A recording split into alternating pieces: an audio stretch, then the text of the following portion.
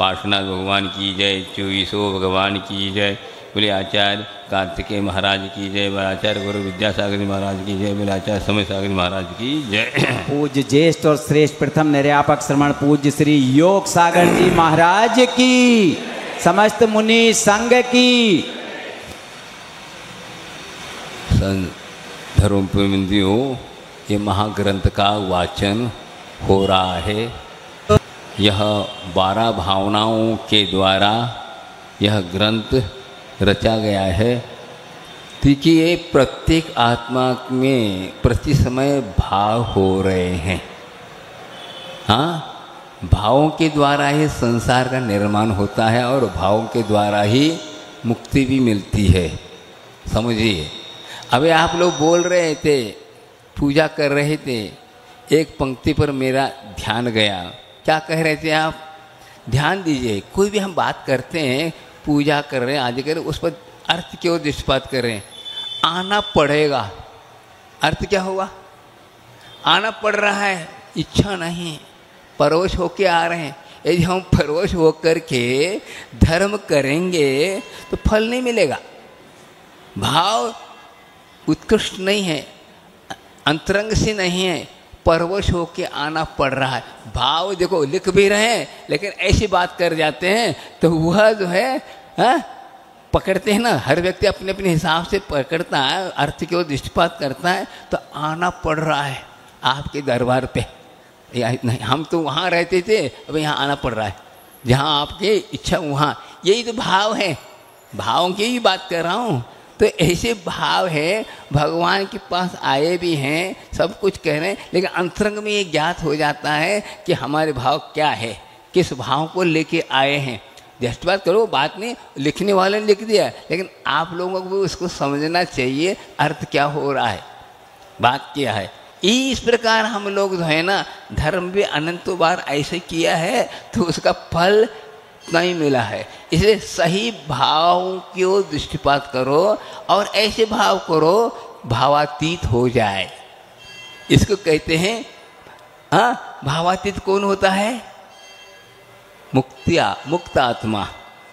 भाव यहाँ तीत होता है। अभी हम भाव, क्योंकि भाव जो उठ रहे हैं वो कर्माश्रित हैं। ये जो उठ रहे हैं कर्म के अधीन होके भाव उठ रहे हैं, भावों की बात है। आप बाजार में जाते हैं तो उसको भाव पूछते हैं, क्या भाव है?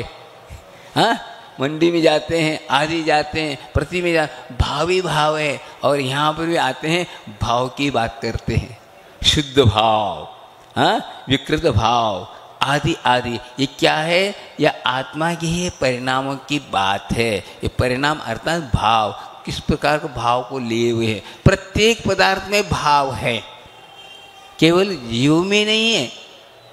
पुद्गल का क्या भाव? रूप रस गंध स्पर्श, ये भाव उसका गुण धर्म।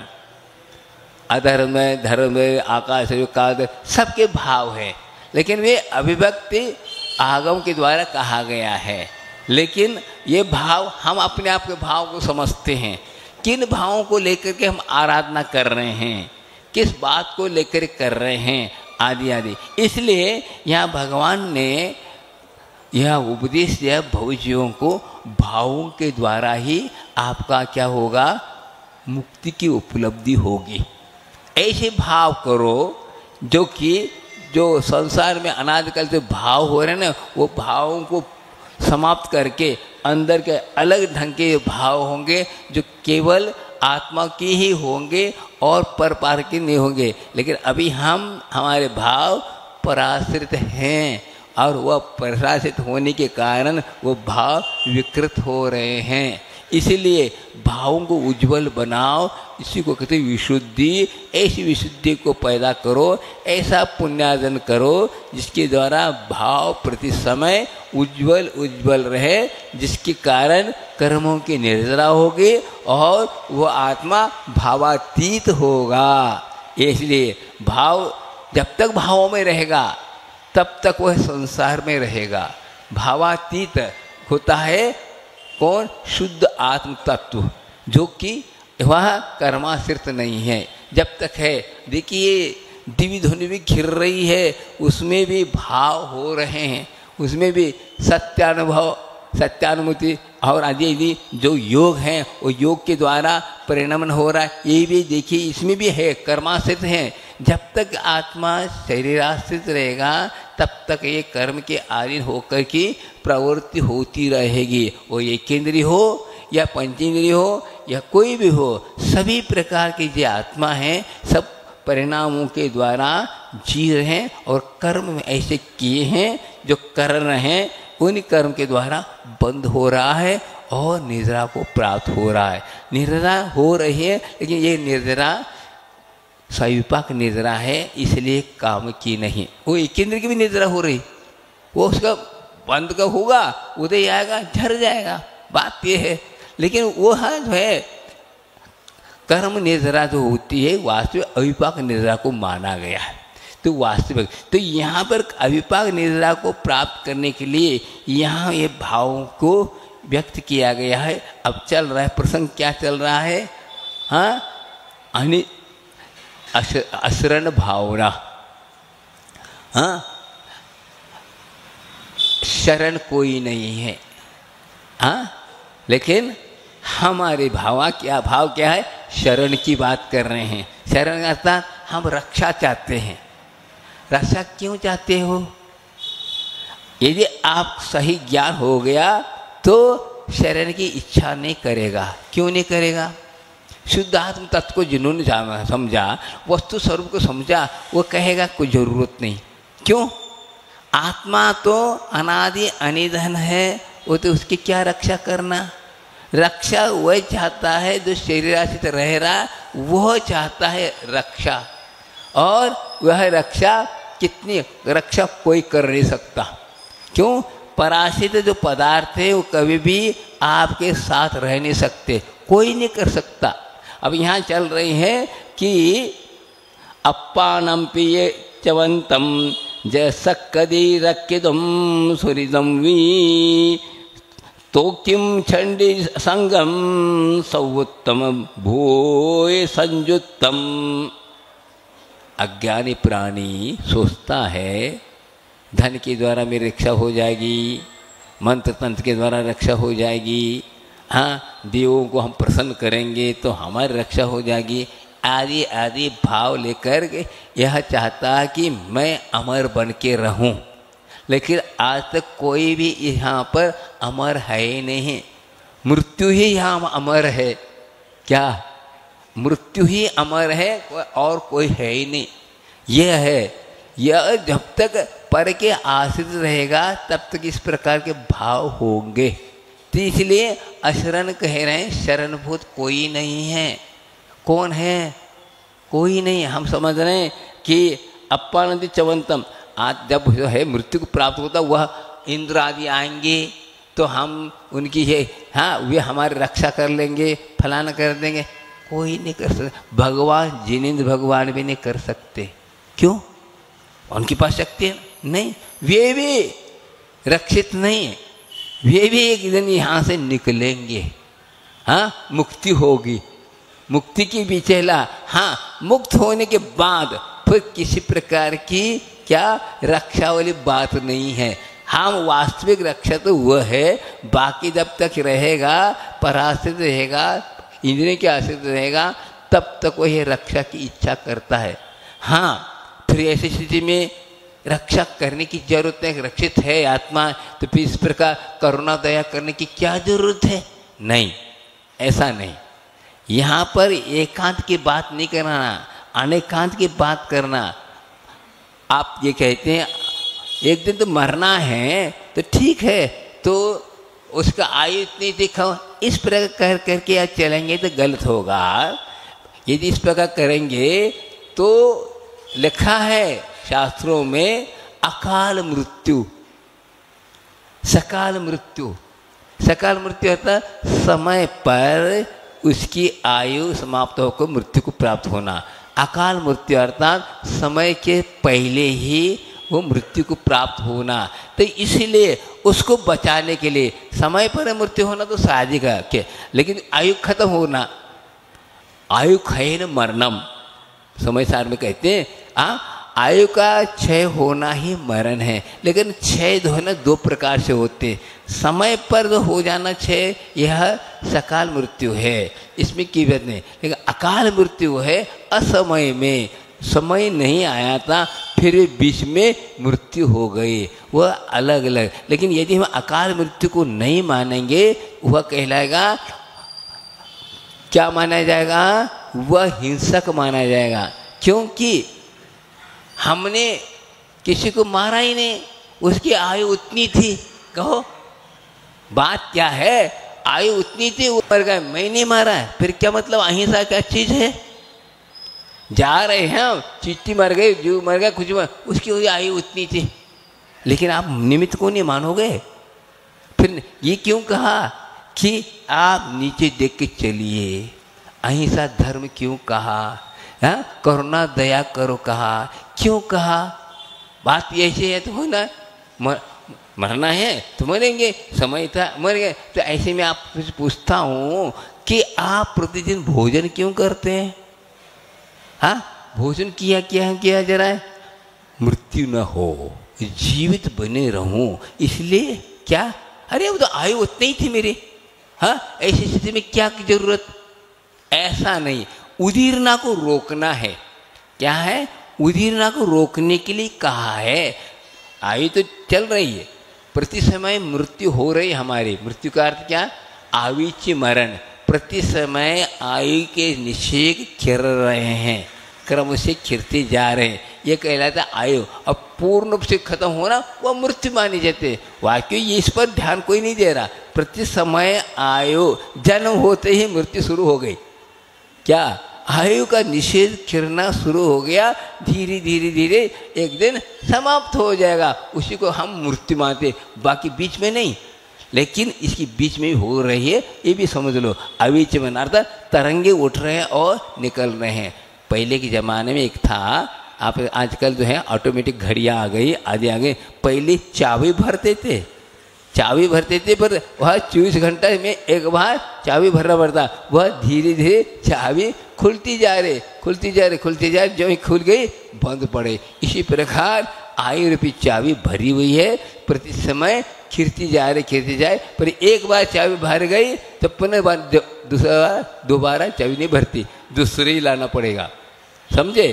तो ये से इसी प्रकार तो भगवान ने उपदेश दिया, करुणा दया करो, किस पर, औदारिक शरीर वाले तिर्यंच और मनुष्यों पर करने के लिए कहा, देव और नारकियों के लिए नहीं कहा। क्यों, उनकी अकाल मृत्यु होना नहीं, उनको कुछ नहीं होना है इसलिए। लेकिन इनका जो है होता है, इसलिए करुणा दया करना चाहिए ये कहा। यदि नहीं करते हैं मोह पापदा है, मोह का उदय में इस प्रकार के परिणाम होते हैं, करुणा के भाव नहीं होते। तो हम अहिंसा धर्म को, तो अकाल मृत्यु अर्थात समय नहीं था, बीच में 10 साल का लड़का है और वो अभी खत्म हो गया तो उसकी उतनी आयु होती, ऐसा नहीं कहा जाता। इसीलिए कुंद आचार्य ने अष्टपावड़वे आदि में 10 प्रकार के अकाल मृत्यु के कारण बताए, समझे। उसमें एक बात कही गई, अनीति भी जो है अकाल मृत्यु के लिए कारण। कैसा, किसी ने नीति न्याय को छोड़ करके अनीति से क्या किया, धनार्जन किया और तो क्या हुआ, छापा पड़ गया, हार्ट फेल हो गया, यह अनीति ये है। तो इस पर आप गौर करें, ये सब हो रहा है निमित्त, भोजन नहीं करना, श्वास नहीं मिलना आदि 10 प्रकार के अकाल मृत्यु के कारण बनाए हैं। इसको कहते कदली घात। कदली घात आता, कदली अर्थात केले का पेड़। आप देखिए केले के पेड़ क्या है, घोर आ गया, फल मिल गया, अब खड़ा है उसको काट देंगे, हरा भरा है काट दे, क्यों, अब नया फल नहीं आना है। इसी प्रकार जो हरा भरा था वो कट गया। इसी प्रकार यहाँ कदली घात कहा, हरा भरा था सब उसका बीजना, लेकिन टूट गया, तो ये हो गया कि अकाल मृत्यु के कारण बताए। इसलिए इसके द्वारा भी क्या होता, आश्रय होता है। तो रक्षा तो किस अपेक्षा से कि उसकी उदीरना न हो, इसलिए दवाई ली जाती है, आदि आदि ली जाती है, इसलिए वह उदीरना को रोकता है। परंतु आयु तो एक दिन तो समाप्त होगा, लेकिन बेसमय में उदीरना न हो, समय पर हो जाए बात अलग है। कैसा आचार्य वाले बहुत सुंदर एक उदाहरण दिया था, कैसा अकाल मृत्यु होती है। क्या समझ लो, पहले के ज़माने में चलते थे बत्ती, गैस बत्तियाँ चलती हैं ना, तो दोनों बत्तियों को जलाया गया, एक एक घंटे के हिसाब से तेल डाल के उनको सिलगाया गया, चालू हो गए। और एक गैस बत्ती तो 1 घंटा जल गया और एक आधा घंटे में बुझ गया। क्यों बुझ गया? उसमें तो तेल तो 1 घंटे का भरा गया था।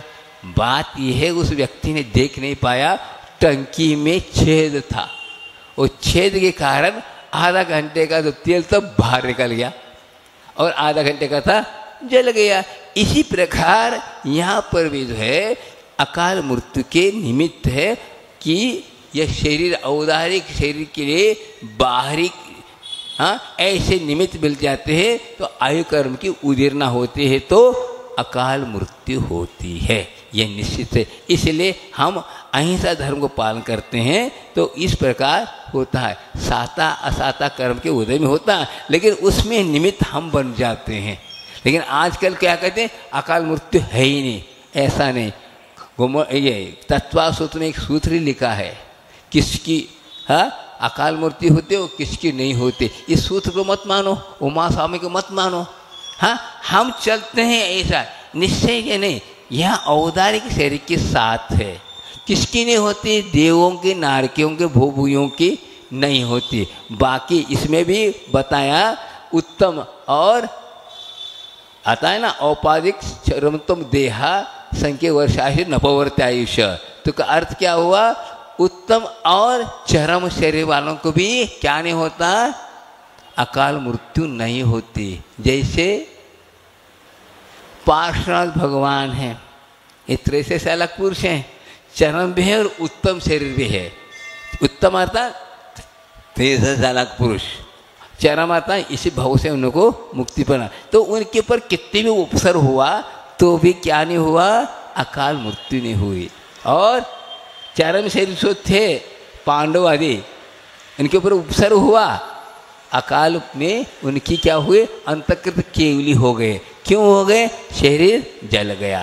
तो शरीर जल गया तो अकाल मृत्यु। तो इस प्रकार वो उत्तम तो थे ही नहीं, उत्तम मतलब 63 साल के पुरुष नहीं थे वे, लेकिन चरम शरीर थे, लेकिन उनका ये हुआ। इसी प्रकार औरों के साथ घटाना। तो इसीलिए ये जो बताएगा कि औदारिक कर्म भूमि के जो औदारिक शरीर वाले हैं उनकी क्या होती है? अकाल मृत्यु भी होती है। सभी की हो ही नहीं उन्हें, लेकिन होती है। इसीलिए तो कहा जा रहा है, तो अहिंसा धर्म को पालन करना चाहते हैं तो हमारे निमित्त किसी की धक्का करके उनके क्या न हो, जीवन में का नाश न हो। इसलिए तो हुआ उनको ऐसा ही था, ऐसा सोचना नहीं चाहिए। यदि इस प्रकार सोचते हैं तो आप जो है ना आगम विरुद्ध होगा, बंद का कारण बनेगा। यदि इस प्रकार से दवाई क्यों लेना है? हमारा तो उतना ही आयु है तो उतना ही चाहिए होगा, तो दवाई क्या ज़रूरत है? भोजन की क्या ज़रूरत है? भोजन में क्या की जो कर रहे हैं बताओ? ये सब क्या है? उस उदीरना को रोकने के, आयु कर्म को रोकने के लिए एक कारण है। इन कारणों को, निमित्त को मान के चलना चाहिए। निमित्त को यदि नहीं मानोगे तो मोक्ष मार्ग कुछ है ही नहीं है। उपदेश देना क्या, ये भी तो निमित्त है।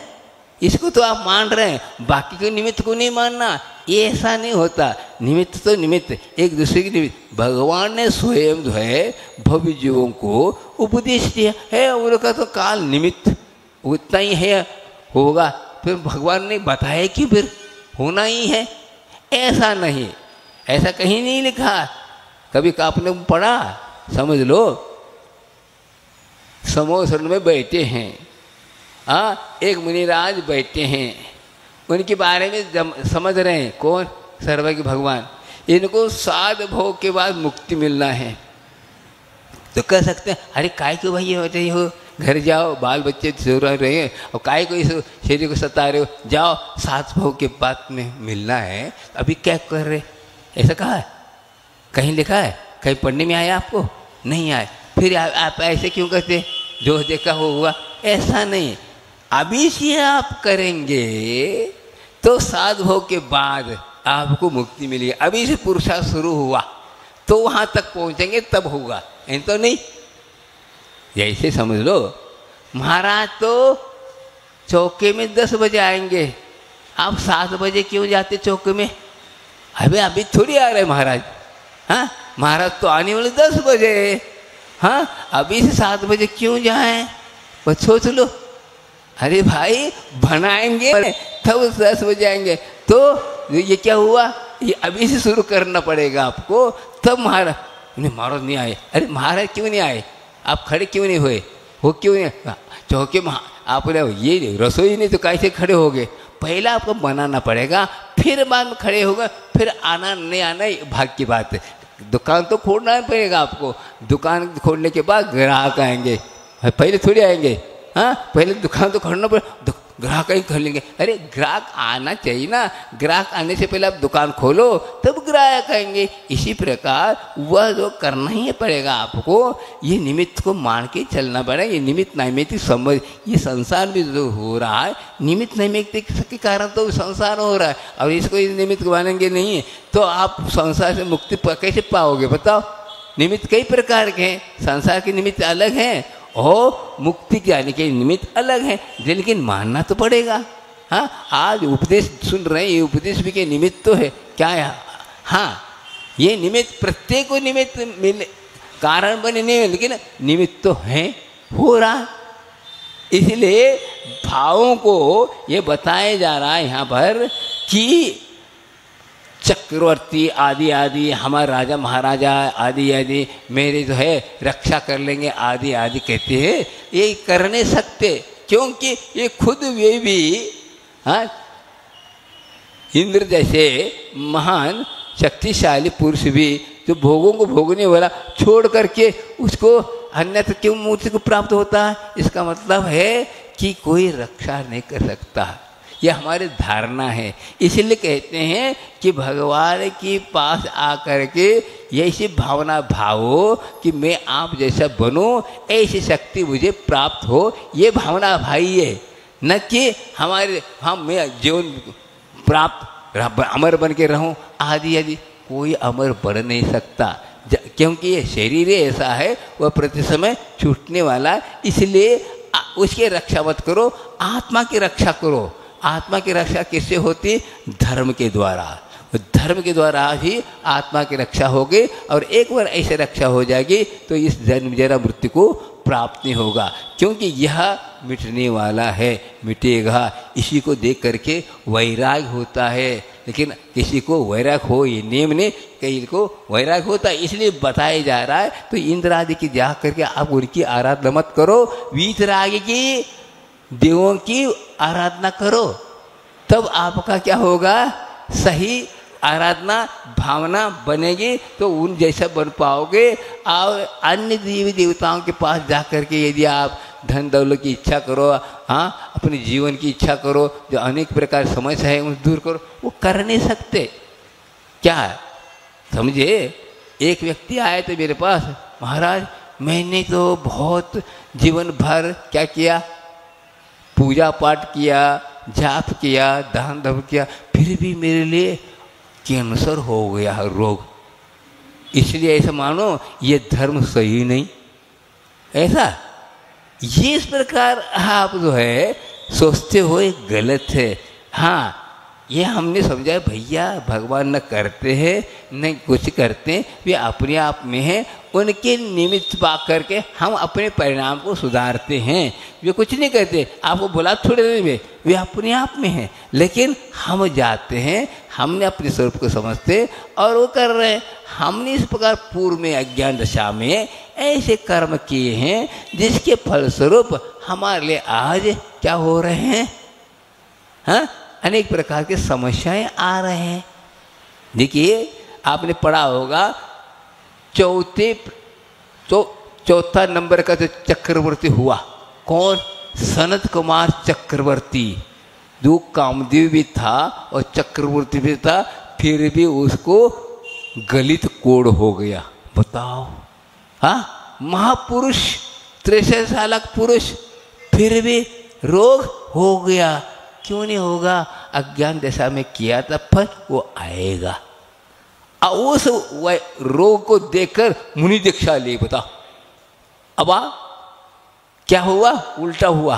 और 100 साल तक यह रोग बना रहा। बताओ, 100 साल तक बना रहा और वे वैरागी बने रहे और उनकी जो है साधना अटूट बनी रहे और बढ़ती गई। देव लोग उनको परीक्षा करने के लिए आए और वैद्य बन करके घूमने लगे उनके पास कि ऐसे में दवा लाया वो लीजिए, फलाना करें, ऐसा वैसा वैसा। तो पता चल गया ये हमारे वास्ते आ रहे हैं ये लोग। अरे भाई, मैं रोगी हूँ, हाँ मुझे भी चाहिए, हमें ऐसी दवाई लाओ। कौन सी दवाई? जन्म जरा मृत्यु रोग का निवारक ऐसा कोई दवाई हो तो दो। इसकी मैं आप किसी इच्छा रखते हैं, है क्या आपके पास? नहीं, पर ये तो रोग चलेगा, ये शरीर का धर्म है, वो तो होगा। औदारिक शरीर में अनेक प्रकार के होंगे, कभी चमकता है, कभी धमकता है, फलाना होता, आदि आदि, ये चलेगा। उसी वस्तु स्वरूप को समझ करके इसके प्रति क्या हो जाती है? वैराग हो जाता है और आत्मस्वरूप की वो दृष्टिपात करता है। ऐसा सुंदर शरीर था किनका? सनत कुमार चक्रवर्ती का। देव लोग भी उनकी प्रशंसा करते थे और देखने के आए थे। और वो क्या कर रहे थे? हाँ, ये इसमें अखाड़े में भी आसन लगाते हैं और कर रहे, सबको वो देखा उन्हें, देवों ने देख करके आश्चर्य हो गए। तो उन्होंने कहा, अरे इसमें कुछ में नहीं है। अब जब मैं क्या हो जाऊंगा? अच्छे अच्छे आवरण हाँ अपनाऊंगा, पहनूंगा, ड्रेस पहनूंगा, सब कुछ मुकुट लगा, तब देख लेना। नहीं, वो आए और कहा, तत्काल उनमें क्या हो गया था? रोग शुरू हो चुका था, थूक लिया, बिलबिलाते हुए जीव निकल आए। बताओ कैसा परिणाम है, कैसा परिणाम। आत्मा है लेकिन ये शरीर आपके परिणाम के द्वारा निर्माण हुआ, लेकिन इसको आप सुधार नहीं सकते, वो तो मिटेगा ही, वो मिटने वाला है। आप कितनी भी आप अच्छे अच्छे खाओ पियो, कुछ भी करो, सब कुछ देख रहे हैं, फिर भी आपको वृद्धावस्था आएगी आएगी आएगी। एक ऐसी विशेषता है तीर्थंकरों की, एक विशेषता है। क्या है? तीर्थंकर कभी भी या 63 साल पुरुष कभी भी वृद्ध नहीं होते, जो का त्यों किशोर अवस्था बनी रहती है। और भले ही कितनी उम्र हो जाए लेकिन वे सुंदर, ऐसे उनकी पुण्य रहता है, लेकिन उसके प्रति भी उनकी क्या नहीं रहती? चाह नहीं रहती। वे इस प्रकार एक कौन सी तीर्थंकर प्रकृति के उदय में इस प्रकार के कर्मों का बंध हुआ। बताओ, इसीलिए उन्हीं की प्रतिमा बनाई जाती है, बाकियों की प्रतिमा बनाई नहीं जाती। आपने कभी ध्यान दिया? 24 तीर्थंकर जो हुए अनंत भगवानों की ही प्रतिमा बनाई जाती, सामान्य केवलियों की नहीं बनाई जाती, क्योंकि उनका शरीर और भी वृद्धावस्था हो जाएगी तो कैसे होता है? हाँ, अच्छा जवान लड़का जैसा रहता है क्या शरीर? नहीं रहता, इसलिए नहीं होता, वही बनाने। इसलिए इनका शरीर जो है ना, जो का त्यों बना रहता है, समुचत्र संस्थान रहता है, ऐसा कि आप अभी इनका जन्म हुआ जैसे लगता, ऐसे इसी प्रकार देवों का होता, उसी प्रकार तीर्थंकर उनकी जन्म होता है। इसलिए उनकी प्रतिमा बनाई जाती है। वो नेता हैं, बाकी सामान्य हैं, इसलिए उनकी प्रतिमा बनाई जाती है। उनके सामुद्रिक शरीर रहता है, क्या समचतुर संस्थान रहता है, इसलिए उनके देखते ही क्या होगा? देखते ही उनके परिणाम भाव विभोर होगा। और परिणाम से आपकी है हुंडक संस्थान वाला भी मुनि दीक्षा लेता है, हाँ, और वो जो है देखने लायक नहीं रहता।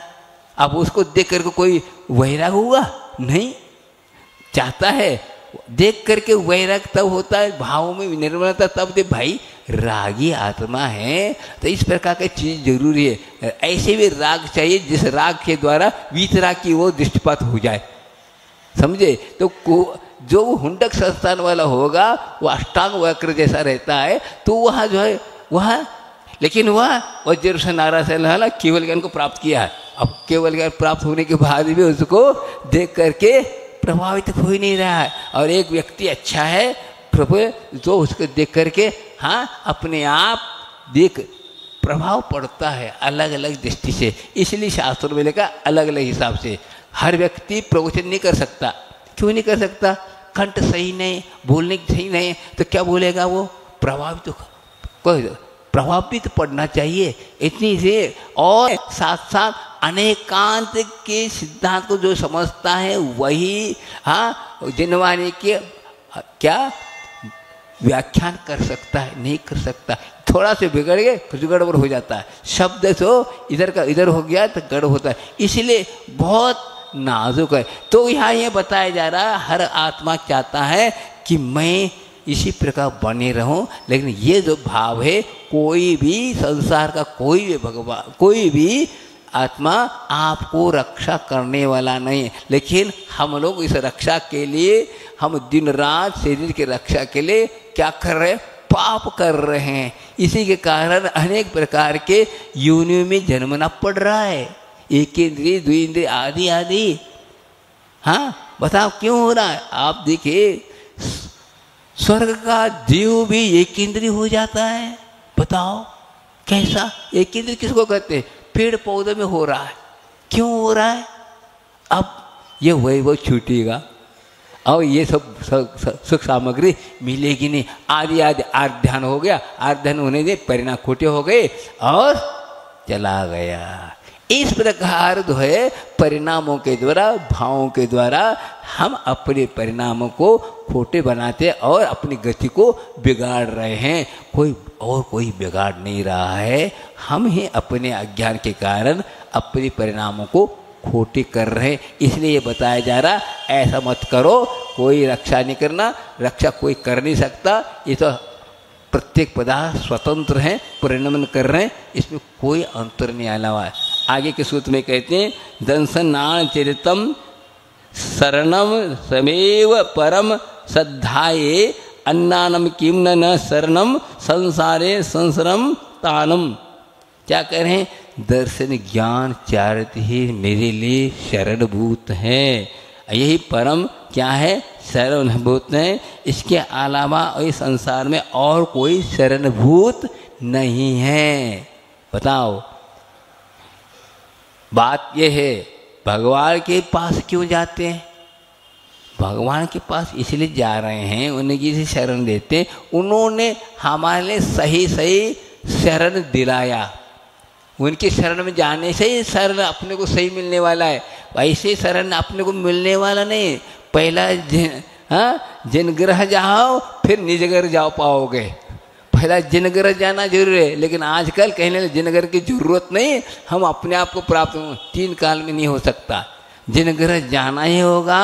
जितना जिन ग्रह में जाओगे उतना ही आपको निज घर जाने का सही सही अवसर मिलेगा, नहीं तो नहीं। सोम तो कर रहे कि को हम नहीं बता पा रहे, को हम ये नहीं बता पा रहे, इसलिए हम सोहम को प्राप्त नहीं कर पा रहे। समझे? तो सोहम का अर्थ क्या होता है ये नहीं समझ रहे ना। को हम मैं कौन हूँ, इतने हम ज्ञान रख रहे हैं, सब कुछ कर रहे हैं, लेकिन मैं कौन हूँ ये ज्ञान नहीं। इसीलिए यह संसार हो रहा है, ये गड़बड़ी है। मैं कौन हूँ, मेरा स्वरूप क्या है, मेरा क्या करने से क्या होता है, यही ज्ञान नहीं है। इसको हमें समझना जरूरी है। बार बार कह रहे हैं कि दर्शन ज्ञान चरित ही वो आत्मा में है, कहीं बाहर नहीं। लेकिन रत्नत्रय है, रत्न ऐसी है रत्न है कि आपको यहाँ अमूल्य चीज़ मुक्ति को देने में सहायक है। इसके अलावा अन्नम किम न शरणम संसारे संसरणम। ये संसार में परिवर्तन, इस संसार में कोई शरणभूत नहीं है। आप ऐसा आप पक्का बनाए, निश्चित करिए। इसी को कहते छाएगा श्रद्धा। श्रद्धा में किसी प्रकार कमी नहीं लाए। कुछ भी हो यही मेरे लिए कल्याण करे, बाकी कोई नहीं है। देव कहते हम लोग झुकने लगते हैं, कौन से देव है ये तो देख लो। चतुर्दशी देव 4 प्रकार के देव, ये हमारे लिए नहीं हो सकते। देव जो हुए वे कर्म के उदय में हुए हैं। देवगति नाम कर्म के कारण देवगति को प्राप्त हुए, लेकिन हम सोचते वहाँ हमारे लिए सब कुछ सहाय कर लेंगे, नहीं, कोई कर नहीं सकता। देवादि देव अनंत भगवान ही हमारे लिए शरणभूत है। वो भी शरणभूत, वो भी कहते हैं तुम मेरे पास आए हो, तुम अपने पास अपनी निधि देख लो, तुम्हारे पास तुम्हारे पास है और कुछ नहीं, यह मार्गदर्शन दिया। तो हम भगवान के पास जाते इसलिए कि ये होता है कि शरण आप अपनी शरण ले लो। आयो ठीक है, लेकिन यह शरण वो सही सही शरण क्या है बता रहे हैं। तो आपके पास ज्ञान दर्शन चारित्र है, इसको सबके पास है, लेकिन वो मिथ्या है। मिथ्या ज्ञान, मिथ्या दर्शन और मिथ्याचार्य के कारण संसार का निर्माण हो रहा है। और मिथ्या को कर्म को हटाएंगे तो सम्यक होगा, तो फिर ये होगा। वो भी 2 प्रकार के सब दर्शन हैं, भेद रत्नत्रय और अभेद रत्नत्रय। क्या जब तक भेद रत्नत्रय रहेगा तब तक भी क्या होगा, संसार से निवृत्ति नहीं होगी। अभेद रत्नत्रय को प्राप्त करना है तो वह एकमेक होगा। तो वो कब होगा, पहले तो आपको क्या करना होगा, पापों को छोड़ो। पाप को छोड़ने के बाद क्या होगा, चारित्र मुनि का क्षोभम होगा, आपको संयम ले लेंगे, तो संयम ले लेंगे, भेद रत्नत्र की उपलब्धि होगी। फिर क्या होगा, पर ध्यान के द्वारा, गुप्ती के द्वारा उनको तीनों अभिन्न अखंड शुद्ध पर्याय शुद्ध उपयोग की उपलब्धि होगी। तो भेद रत्नत्रय, कई लोग भेद रत्नत्रय को मानते ही नहीं हैं। व्यवहार सम्य दर्शन गलत कहते हैं, गलत। व्यवहार को प्राप्त किए बिना निश्चय की प्राप्ति हो ही नहीं सकती। 3 काल में नहीं डायरेक्ट नहीं हो सकता। जब आप देखिए अंतर्मूर्ति भरत चक्रवर्ती को क्या हुआ, केवल ज्ञान हुआ, तो क्या डायरेक्ट निश्चय रत्नत्र हुआ? नहीं। जो ही उनने कपड़े उतारे, ध्यान में बैठे, उसमें लिखा है हजारों बार 6ठम 7ठम गुणस्थान को प्राप्त हुए, उसके बाद उनको क्या हुआ, केवल ज्ञान की उपलब्धि होगी। तो पहले तो आपको भेद रत्नत्र होगा, भेद रत्न के बाद अभेद रत्न की उपलब्धि होगी। समझे कैसे? आप बताओ कैसे? इसलिए उदाहरण देते हैं, आप लोग हलवा बनाते हैं, तो हलवा उसमें क्या है, 3-4 चीज़ें तो है इसमें, आटा है, घी है और मीठा है, इसके अलावा क्या है? फिर हलवा क्या चीज़ है? दलिया में और हलवा में क्या है तो बताओ। दलिया में और हलवा में क्या अंतर है बताओ? अंतर है, यही तो पाक शास्त्र कहलाता है। बनाने में अंतर है, वही चीज़ है। लेकिन ऐसा हलवा बनता है तो एक एक कण में आपको तीनों चीज़ें मिलेंगे। क्या? मीठा भी मिलेगा, और घी भी है, और भी चीज़ें सब मिलेंगे, लेकिन अलग नहीं कर सकते आप। ऐसा एक मेक हो गया। तो ऐसी प्रकार सम्य ज्ञान समुच्चय इस ढंग से हो जाते हैं, वो एक मेक होते ही केवल ज्ञान की उपलब्धि होती है। अलग अलग है। तो जब तक ये भेद रत्नित रहेगा तब तक तो है वह मुक्ति का कारण नहीं बनता। इसलिए जब तक कारण नहीं बनेगा तो रत्नत्र के द्वारा आपको मुक्ति नहीं मिलेगी और नहीं भी मिलेगी, क्योंकि वह ऐसी स्थिति है, अलग अलग है। उपशम श्रेणी चढ़ता तो उसके अलग होता है और छाय चढ़ता तो अलग होता है। ये है रत्नत्र तो मिल गया, आज भी रत्नत्र है, क्योंकि आज भी हीन सहन सज्ञान कुंद आदि आचार्य बोलते हैं अद्यवी तिरीन शुद्धा, 3 रत्न से शुद्ध है। अप्पा झाओ लय इंदत्तम कहे तत्सदा होती निवानम, यह कह रहे। अर्थात आज भी रत्न की उपलब्धि, जिसकी उपलब्धि के द्वारा या सुरलोक को जाता है, वहाँ से आकर के निर्वाण को प्राप्त होता है। तो ये वही रत्न थे, वही हाई क्वालिटी का नहीं है, इसलिए वह अभी जो है आपको नहीं दे रहा, लेकिन वो वही जो है आगे जा कर के देता है। रत्न का अर्थ क्या होता है? रत्न का अर्थ क्या होता है? हाँ, पत्थर का नाम है रत्न नहीं, श्रेष्ठ, जो जिसमें श्रेष्ठ होता है उसका नाम रत्न कहते हैं। पुत्र रत्न क्या पत्थर का है वो? हाँ हाँ, और कहते हैं श्रावक सृष्टि या श्रावक रत्न, फलाना रत्न, हाँ आदि आदि बोलते। रत्न आता श्रेष्ठ, जो जिसमें श्रेष्ठ हो उसका नाम रत्न है। तो रत्न पत्थरों में भी कोई श्रेष्ठ होता है, चमकीला होता है, उसको रत्न कहते हैं, समझे। और ये हमारे पुत्र रत्न, फलाना रत्न आदि आदि, ये रत्न अर्थात श्रेष्ठ। तो सम्यक दर्शन, सम्यक ज्ञान, सम्यक चैत्य सब श्रेष्ठ है। इसी के द्वारा क्या होगा? मुक्ति की उपलब्धि हो गई, इसलिए इनको रत्न की उपमा दी है। रत्न अर्थात श्रेष्ठ है। तो संसार में कोई श्रेष्ठ है तो ये रत्न उपलब्ध हो गया। तो क्षण भंगुर तो रत्न की आप रक्षा कर रहे हो ना। हाँ, धन दौलत यह है, रत्न हीरा मानिक मोती फलाना, ये सब क्या है? रत्न है। ये रत्न है, इसकी तो रक्षा कर रहे। वो रक्षा मांग रहे हैं क्या? लेकिन हम रक्षा कर रहे हैं और उसकी चिंता कर रहे हैं। हमारे उनकी निमित्त से हमें नींद नहीं आ रही, और उनको तो हम मकमल पर रखे हैं। कहाँ? त्रिजरी में रखें, और ऐसी तरह के को हाथ में लगाए तो ताला पे ताला, फलाना आदि आदि रख करके चल रहे। और हम कहाँ पड़े?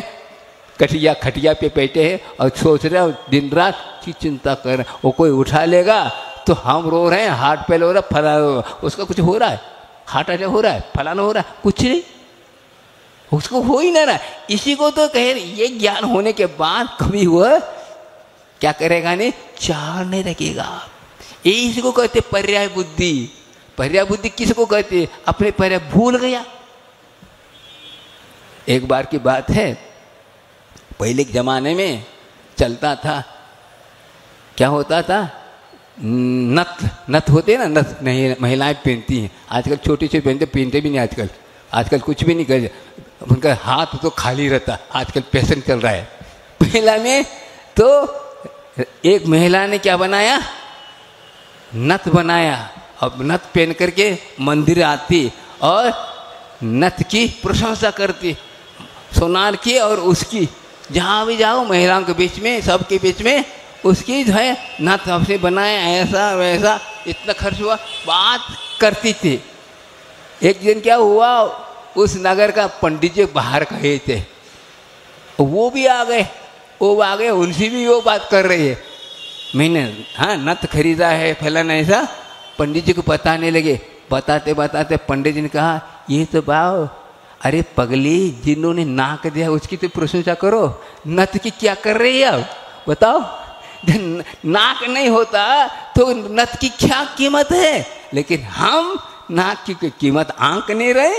नाक के बिना जिंदगी नहीं, नथ के बिना तो जिंदगी चल सकती है, लेकिन क्या कर रहे हैं हम?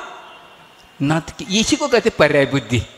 हम अपनी चैतन्य की प्रशंसा न करें, जड़ की कर रहे हैं, इसी को कहते अज्ञान, इसी को कहते पर्याय बुद्धि आदि आदि। ये पर्याय बुद्धि हटाओ, ये बताया जा रहा है हमारे परिणाम भाव जो हो रहे, जड़ की हम प्रशंसा कर रहे हैं, इसी को कहते अज्ञान। चुप हो गई वो महिला। हाँ, नाक नहीं होता तो ये नथ की क्या शोभा थी बताओ। हाँ, और नाक के बिना जिंदगी नहीं हो सकती, लेकिन नथ के बिना तो हो सकती है। लेकिन आपने इसको समझा, मेरे पास है तुम्हारे पास नहीं। इसके कारण क्या हुआ? और कर्म बन रहे और कषाय कर रही है। ये इसी को कहते अज्ञान। बताओ, हम इस प्रकार पर पदार्थ को अपना कर हम दूसरों की हम अवमान करना चाहते हैं, फलाना करते। हाँ, इतना हमने दान दिया, फलाना, क्या मेहरबानी करी? हाँ, मेहरबानी करी? अरे मेहरबानी अपने पर कर रहे हो, भगवान पर नहीं कर रहे हैं, धर्म पर नहीं कर रहे हैं। हम अपने धर्म को प्राप्त करने के लिए हम ये सब कार्य कर रहे हैं, ये सोच लो। कोई ऐसा नहीं, हाँ, मेहरबानी नहीं कर रहा, कोई मेहरबानी कोई नहीं कर रहा। जो भी कर रहा हूँ अपने लिए कर रहा है, ये सोच के चलो। जो भी हम पूजा पाठ कर रहे हैं, दान धर्म कर रहे हैं, तपस्या कर रहे हैं, आदि आदि कर रहे हैं, ये सब अपने लिए है, दूसरों के लिए नहीं। लग रहा है हम दूसरों के लिए नहीं, वही आओ तो किसी कर रहे हो तो क्या हम उसके हम मेहरबान कर रहे हैं? नहीं है, उसके निमित्त से हम पुण्यार्जन कर रहे हैं, कर्म के निर्धारण कर रहे हैं, उसको हो या न हो, समझे? पात्र बना करके हम जो है इसकी चीज कर रहे हैं, उनकी कुछ नहीं हुआ, वो तो अपने आप में है। भगवान की क्या आप सेवा करो, क्या बताओ, भगवान की सेवा क्या करो? हम पूजा करें सेवा नहीं, अपनी सेवा है। उनकी गुणानुगान करने से हमारा क्या होता है, अपना जीवन सुधर जाता है। एक शिष्य ने गुरु से शंका की, कहता है भगवान, आपके भगवान तो हाँ बोलते भी नहीं, कुछ भी नहीं करते ना, हम प्रशंसा करते हैं, उनकी वंदना स्तुति करते तो प्रसन्न नहीं होते, और उनकी आलोचना करने से कोई द्वेष को प्राप्त नहीं होते, उनके आलोचना वो नहीं होते। ऐसी चीज वे भगवान का ही के कुछ करे धरे तो कुछ हम माने, हाँ किस काम के, और उनकी मूर्ति बनाकर हम पूज रहे। इस बात को कौन ने कहा? स्वयंभू स्तोत्र में वासुदेवनाथ भगवान की स्तुति करते हुए समंत बदन आचार्य बोलते, न पूजयार्थ स्तवीत रागे न निंदयानाथ विवांत वैरे तथापि ते पुण्य गुणास्मृतिर्न पुनात चित्तम दुर्तांजनेभ्य। तो का अर्थ क्या हुआ? भगवान तो न रागी है न द्वेषी है, कुछ भी नहीं, लेकिन उनकी मूर्ति इसलिए करते हैं, उनका नामस्मरण दर्शन पूजन इसलिए करते हैं, उनके करने से अंदर से अनादिकाल जो मलिमस जो कर्म है वो कर्म निर्जरा को प्राप्त होते हैं, और अंदर की जो है आनंद की विशुद्धि की उपलब्धि होती है, इसलिए हम उनकी आराधना करते हैं, ये उद्देश्य है। लेकिन आजकल क्या कहते हैं, अरे पूजा करने से क्या होता, बंद होता है। अरे बंद हो रहा है, कहाँ लिखा है बताओ?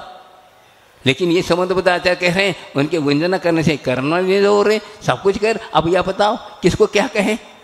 ऐसे कौन से आचार्य हैं जो उन्हें कहा है अरे आयतन ही बंद का कारण ठहरेंगे तो निर्जरा किसकी तरह होगी बताओ? हाँ, आप तो अनायतन को छोड़ दी, आयतन को अपनाए, वो आयतन भी आपके लिए बंद का कारण ठहरे हैं, तो फिर कौन सा मार्ग है बताओ? गलत हुआ। शुभोपयोग शुद्धोपयोग के लिए कारण है। कभी भी डायरेक्ट शुद्धोपयोग किसी को नहीं होता, शुभोपयोग पाने से ही होगा, समझे?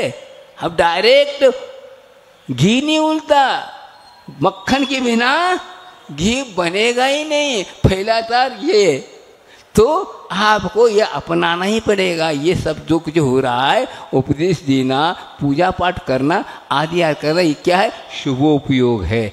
ये शुभोपयोग है, यह व्यवहार की चारित्र के रूप में है। यही व्यवहार जो है निश्चय के लिए शुद्धोपयोग के लिए कारण है। और यदि शुद्धोपयोग नहीं प्राप्त होता तो ये व्यवहार भी समय दशा में नहीं हुआ तो को निश्चय समय से होना ही नहीं है।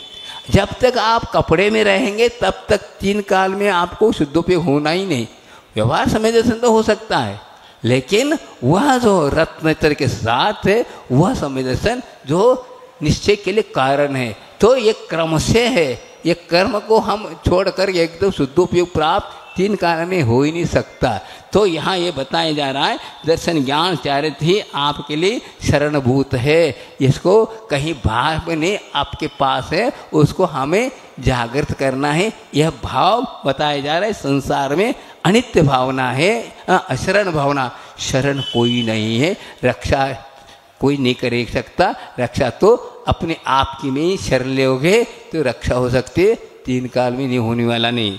इसी लेकर और भी कहते हैं अप्पा निमित्त शरणम खमादि भावे परिणतो होदी तिख कषाय विट्टो अप्पानम हणदि अप्पेन।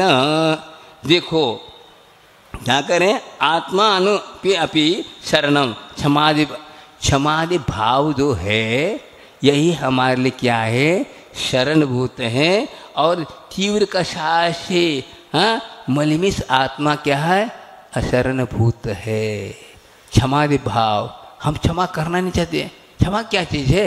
एक दूसरे एक एक द्रव्य दूसरे द्रव्य कर नहीं सकता, क्षमा काय के? अरे नहीं, कषाय के कारण तो होता ही है, और कषाय के कारण ही हमारे क्या होता है, हाँ, अज्ञानता होती है, और इसके कारण अनेक प्रकार की गलतियां कर जाते हैं, भूल कर जाते हैं, जिसके लिए भूल को दूर करने के लिए क्षमा करना जरूरी है। क्षमा का अर्थ क्या होता है?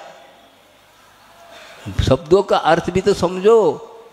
कोई कुछ भी कहे उसको हमें सहन करना, सहन करना, इसको कहते तितिक्षा, सहनशीलता। सहनशीलता को अपनाए। कौन अपनाता है? क्षमा वाला ही क्या कर सकता है? उस शक्ति को जागृत कर सकता है। एक हाइको है, सहनशीलता बढ़ाइए, कर्मों से मुक्ति पाइए। हाँ, सहनशीलता, कायिक सहनशीलता, मानसिक सहनशीलता को हम बढ़ाएंगे तो अवश्य वह शक्ति जो है कर्मों से मुक्ति पाएंगे।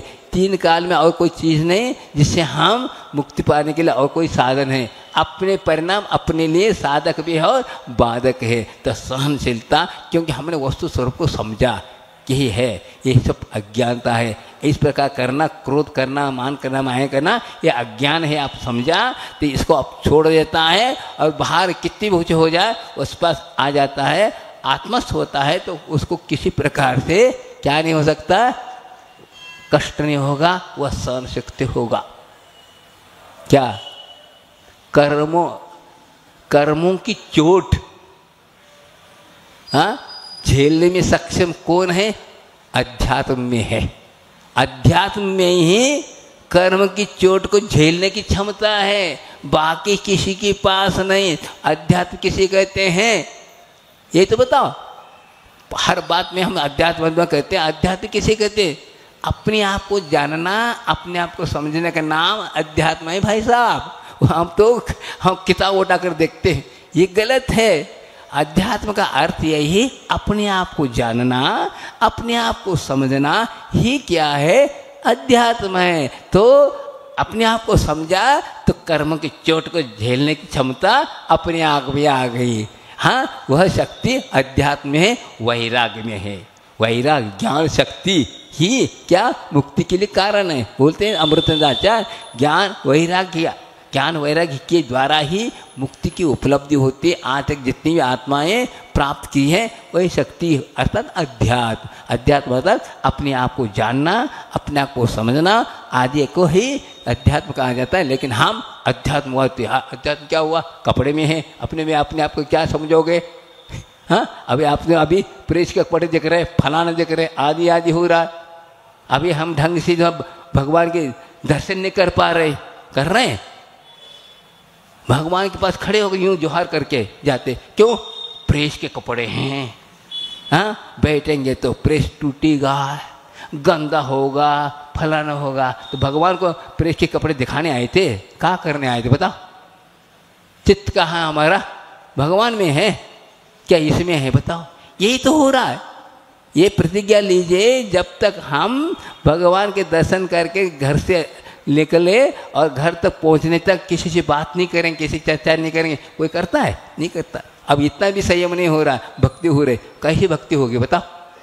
ये प्रतिज्ञा लेना चाहिए, हाँ, कि हम जब तक मंदिर घर से निकले मंदिर के लिए और मंदिर से घर के लिए निकले, उसके बीच में किसी प्रकार से संसार की चर्चा नहीं करेंगे, मौन रहेंगे।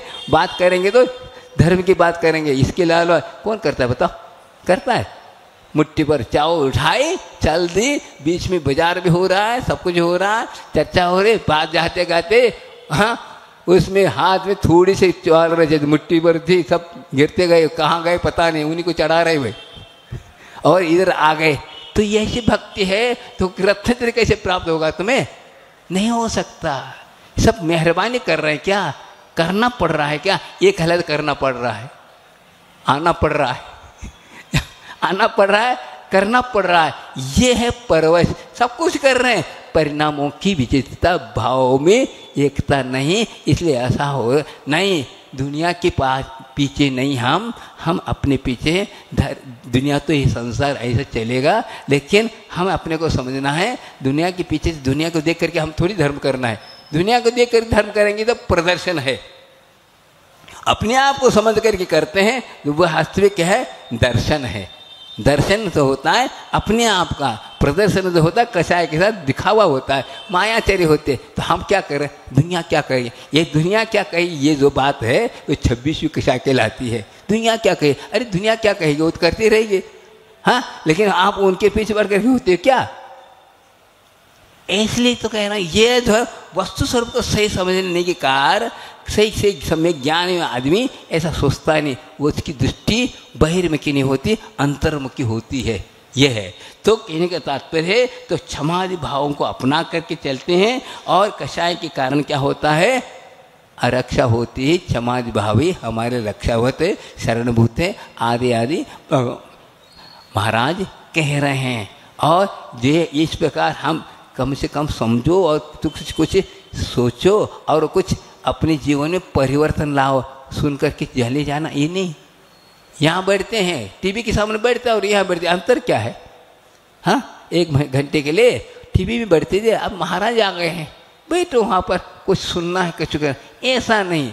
इसके दौरान उसमें के दौरान बहुत अंतर है भाई। तो वहाँ पर बंद का कारण है, यहाँ हाँ क्या ये बंद का कारण निर्जरा का कारण है, संवर का कारण है, मुक्ति के लिए कारण है, आदि आदि सोचो, तब ये धर्म करना क्या होगा, सार्थक होगा। अन्यथा धर्म के रहस्य नहीं, बाहर हाँ शब्दात्मक तो नहीं है, लेकिन शब्द के माध्यम से हम अंदर जाएं अंतर जगत में, तब वो शांति मिलने वाली है। बात में ये है, तो ये बार बार कहना पड़ता है। इस प्रकार भगवान की वाणी को सुनने के कारण, सुनाने के कारण कर्म निर्जा होती। इस भाव को हमने श्रद्धा करके उपदेश देते हैं तो हमारे क्या होगा, कल्याण होगा। ये है कल्याण तो होगा अंतरंग से, लेकिन यह जो वाणी सुनने से क्या होगी, कर्मों की निद्रा होगी, वीतराग वाणी। और महाराज कहते ये तो क्या है, 7 तत्व 9 पदार्थ तो कहीं तो कहा। अरे इस धरती पर तीर्थंकर जितने हुए, क्या कहा उन्होंने, एक कहा नहीं, कोई चीज नहीं कही, जो है उसको कहा नहीं, को जो नहीं है उसको कहना क्या मतलब, झूठा हो जाएगा। जो वस्तु स्थिति है वही तो कहा। क्या कहा, जीव जुदा पुद्गल जुदा, यही तत्व का सार, अन्य कछु व्याख्यान जो यही का विस्तार, इसी का विस्तार है और कुछ नहीं। कोई भी ग्रंथ उठाओ, 4 अन्वय उठाओ, क्या किस लिए कहा जा रहा है, भैया जीव अलग है और शरीर अलग है। इसको बात बताने के लिए अनेक प्रकार के भाषाएं, अनेक प्रकार हाँ द्वादशा की रचना हुई और कुछ नहीं। द्वादशा की रचना पढ़ने के बाद भी आपको कल्याण हो नियम नहीं, भेद विज्ञान होना जरूरी है। इसलिए कहा सारभूत तो ये जीव अलग है और पुद्गल अलग है। इस बात को बताने के लिए इतनी बातें की गई, ये समोसन रचना आदि आदि और ये सब कुछ करके अनेक भाषाओं में व्याख्या की। इतना करने के बाद भी हो नहीं पाया। क्या हुआ, कुछ नहीं हो पाया। क्यों नहीं हो पाया? एक आर्यकारी मुझे पूछा, समय आपका हो गया है, कि महाराज ये बताओ कि यह आत्मा अनादिकाल से संसार में भटकती फिर रही, कभी न कभी समोसर में तो गया होगा, समोसर में जाकर के भी कल्याण क्यों नहीं हुआ? अब मैं क्या उत्तर दूं? फट से एक बात आ गई मन में, हाँ समोसर में जाकर समोसा खा के आ गए और कुछ नहीं करके आए, और कुछ नहीं किए। हम लोग ना हाँ शिविरवाद में क्यों जाते हैं? अच्छे बढ़िया खाने पीने मिलता है, अच्छे बढ़िया अवार्ड मिलता है, फलाने मिलता है, इसलिए जाते हैं और कुछ नहीं। शिविर का अर्थ यही होता है और कुछ नहीं होता। खाने के लिए अच्छा मिलता है, पीने का अच्छा होता है और मान सम्मान मिलता है, और क्या चाहिए, हो गए शिविर। हाँ ये है, बताओ तो सही होता क्या है? सही ना, हकीकत है ना। हाँ अवार्ड मिल रहा है, मान सम्मान हो रहा है, अच्छे खाने नहीं पीने नहीं, आने का जाने का व्यवस्था है, और क्या चाहिए, हो गया। यही है समोसरण में है ये ऐसा, लेकिन वस्तु सिर्फ है क्या ऐसा? और कर्म का बंद हो रहा, ये नहीं सोच रहे। यदि सोचते तो इस प्रकार कार्य क्यों करते? हाँ ऐसे लोभ लालच मत दो कि इस प्रकार वस्तु सर्व न समझ पाए। हाँ चांदी की थाली, फलाने की टीवी, ये ऐसे प्रोजेक्ट में दिया जा रहा है। ये क्या है? ये परिग्रह वृत्ति बढ़ रहे है क्या घट रही है, बता। लोभ बढ़ रहा है क्या घट रहा है। इसीलिए भीड़ इकट्ठा होती है, और उनकी सेवा में ऐसा, मैंने ऐसा क्या हुआ, ऐसा होता है। धर्म ऐसा है, हाँ समोसा में ऐसा होता है, नहीं है। वस्तु स्थिति है ही नहीं है, ये हम मान रखा लेकिन नहीं है। वास्तव को देखा जाए क्या है, हाँ क्या हो रहा है। और हम जो है उल्टा धर्म के निमित्त से और क्या हो रहा है, और परिग्रह को लादते जा रहे हैं और इसमें कर रहे, तो सब समझा नहीं पा रहे। तो वस्तु स्थिति ये नहीं है, ये हो ही नहीं, होना भी नहीं चाहिए। परिग्रह को जितना, ये परिग्रह क्या है, ग्रह। जैसे सूर्य और चंद्रमा को ग्रह लगता है ना, इसी प्रकार हाथ में रूपी सूर्य को परिग्रह रूपी ग्रह लगा हुआ है। वह ग्रह आज तक हट नहीं पाया। खग्रास उसको महान है, और वह जिसने खग्रास को हटा दिया वे महान, वह भगवान, बाकी सब ठीक। इसलिए यहाँ ये बताया जा रहा है अपने परिणाम ही अपने लिए, हाँ बंध के कारण है, और अपने परिणाम ही अपने लिए भाव ही मोक्ष के कारण है। ये इस ग्रंथ में कहा गया, यह अंतिम यह था। कल से संसार का स्वरूप बताएंगे।